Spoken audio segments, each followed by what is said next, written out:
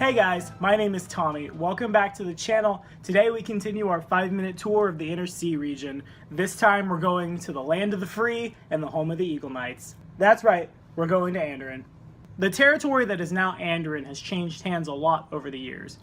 The region was initially founded as part of Taldor, meant to supply lumber for the nation's navy.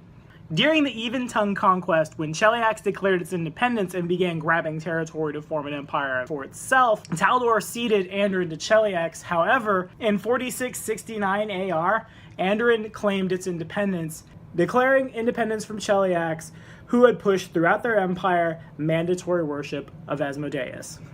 To this day, the nation continues to embody the ideals of freedom, the abolishment of slavery, and the fact that everybody has a voice, establishing what they call common rule, a philosophy based on the fact that all humanoids are created equal. Some people see Andoran as a nation of idealist and imperialist fanatics, as they will attempt to force these concepts upon the nations around them. Andoran is governed by what is known as the People's Council, a group of 350 representatives elected from major guilds and the numerous municipalities throughout the region. These guys are responsible for overseeing every part of the government, from something as small as selecting a mayor to the running of Andoran's military forces. This council is led by the Supreme Elect, which is a position appointed by that council following each election every 5 years. The council will also select a supreme vicar from the local clergies of either Abadar or Erastil to serve primarily as an advisor to the Supreme Elect. Said vicar also acts as the bishop of Andoran's capital city of Almas and oversees the actions of all of the nation's faiths. Now, one would think that a nation with openly democratic elected leaders, a nation where everybody has a voice, would have a lot of friends. However, that's not the case. To Andoran's immediate east, you have the nation of Taldor, a fallen empire trying to claw its way back into the limelight. To its west, we have Cheliax, an empire trying to claw its way back into the limelight, both of which feel threatened by the fact that Andoran's people were able to establish a government less autocratic than their own. They fear that the people in their respective nations might get it into their head that they deserve a voice as well, thus overthrowing the more autocratic governments. This fear is not unfounded, as Andoran is willing to fuel these fires across the Inner Sea region. These guys are even willing to send their military to bear when there's no other alternative. When we talk about Andoran's military, 9 times out of 10, we are referring to the Eagle Knights. They are a state-funded military organization sworn to protect Andoran and to destroy slavery and those who profit from it. These guys are not your traditional rank-and-file military.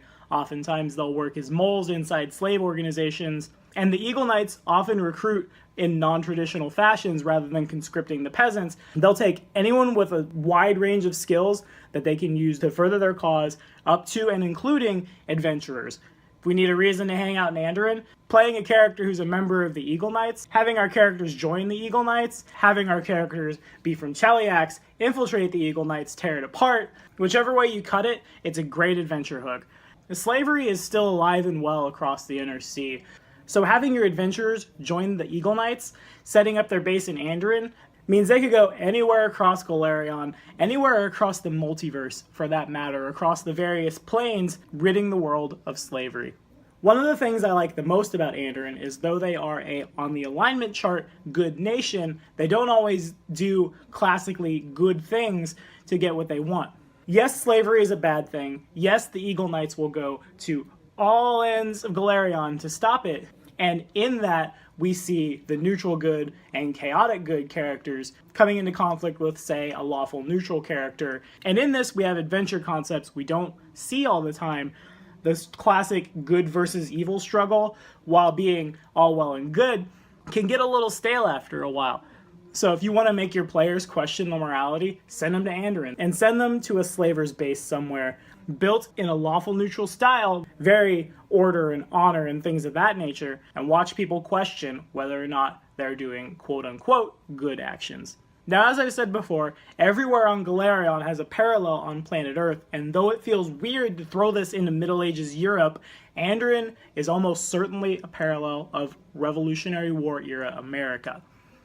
You've got a nation that has declared its independence from its former autocratic masters, a nation that's all about freedom and the emancipation of slavery, which, granted, comes a little later in American history. Their military force is named after the bird that America uses as a national symbol. One of the heroes of the People's Revolt was even later nicknamed Lady Liberty. Though it's not exactly medieval Europe, I'm pretty sure we're hitting the nail flat on the head here.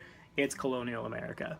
So if you guys ever adventured in Andoran, ever made a character that was a part of the Eagle Knights, ever made a Hell Knight that made it his life's work to go slaying the Eagle Knights? If so, tell me all about it in the comments below and we'll keep the conversation going. Now, the nation of Andoran as well as Taldor and Cheliax are playing a big role in a Pathfinder game that we're streaming on Roll20. It airs on Thursday nights from around 7 till around 10 Central Time. We'd love to see you there. Be sure to like and subscribe for more videos. The next tour video comes out next Friday.